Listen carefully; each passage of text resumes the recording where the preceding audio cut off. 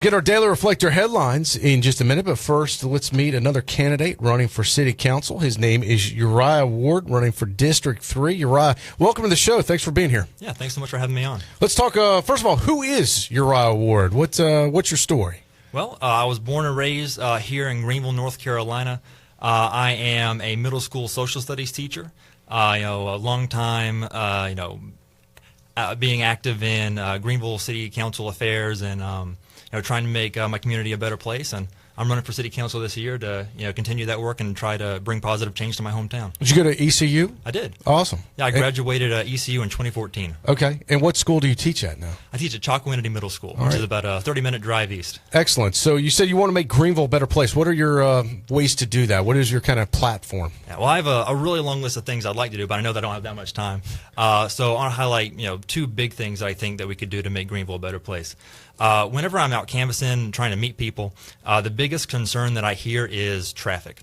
They're concerned about our roads. It takes too long to get across town. There are too many potholes.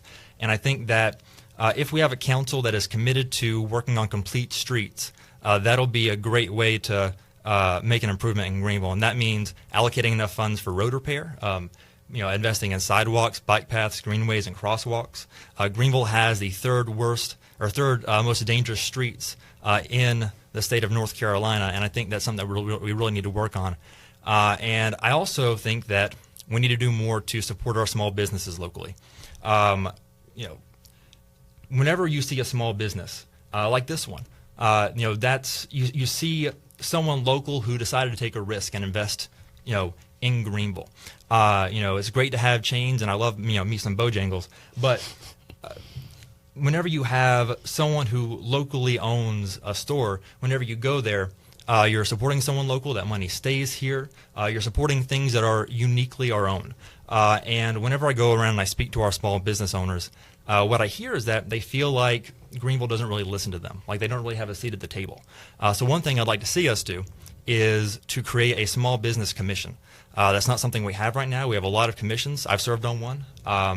And I think that adding that commission will be a great way to give our small business owners and managers a literal seat at the table in City Hall, and will help our Greenville City Council make more pro-business decisions. All right, you are running for in District 3. For folks that don't know, I kind of guess would call that, am I correct in saying it's kind of where the Truna area is, the grid, the university area? It's adjacent to ECU. Do I have that right? Yeah, that's definitely part of it. ECU's main campus, including West End and Cotton Fleming Jarvis, are in the district, as well as the grid or Truna, or whatever you want to call it. So is Colonial Heights and River Bluff and some other neighborhoods out there. But yeah, that is definitely a part of the district. Now, your name, I thought your name sounded familiar. You've run for office before. I did. Which offices have you run before? I ran for North Carolina House back in 2014 whenever I was still at ECU. All right. And so that experience, I guess, of running a campaign, because look, it takes a lot of guts to put yourself out there.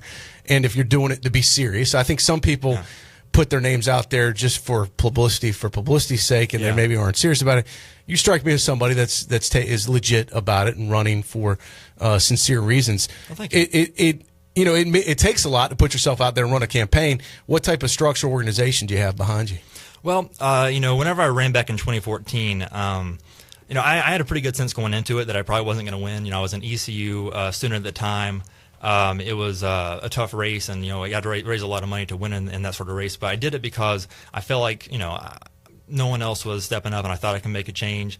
And even though I didn't win the district as a whole, I actually did win District 3. This year I'm working really hard to try and earn everyone's vote. I've already canvassed the likely voters in the district once. We've knocked on 1,300 doors, and if you're out there and I didn't get to you, I'll be going back or calling you and trying to ask for your vote in person. We're just working hard every day to try and make sure that District 3 has a representative that's going to be responsive to what the citizens want. It's a lot of doors to be knocking on. It is. That's how you stay so skinny, huh? What are you hearing out there when you see folks out in the district? Well, I'm hearing some people are surprised that someone's actually knocking on their door this early. And the biggest thing that I hear is traffic. People are concerned about the roads, and they're concerned that it takes so long to get across town. And so now I'm usually leading with that, because that's what the residents of District 3 tend to be the most worried about. And I would say, the roads can be an issue. I think the problem in Greenville is you have so many roads that the city doesn't control Yeah. or have power over, which people don't understand. I think even some people in the city get confused of which roads are city roads, which roads are state roads. Right. But to me, that's part of the problem. Almost maybe better relations with DOT and getting them to fix some of these problems that aren't Greenville roads, but obviously we all travel on. Right, absolutely. And one thing, Greenville City roads, I should mean, you know. right? I mean, Yeah, one thing that I think is critical for anyone running for city council to realize is that in order to be effective at your job, you have to do more than just what is in your explicit job description.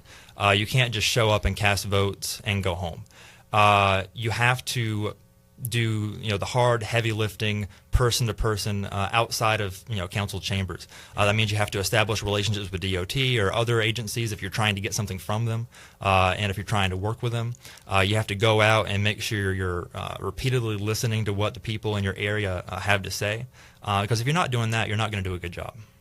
well, you're right. Listen, good luck. And final thoughts before we get our news headlines as far as what you want folks in the District 3 area to know about you. Sure. Well, if anyone out there has any questions for me, or if you want to learn more, please go to uriahward.com. It's URIAHWARD.com. I have a contact form if you have any questions or if you ever need anything, and I hope to earn your vote.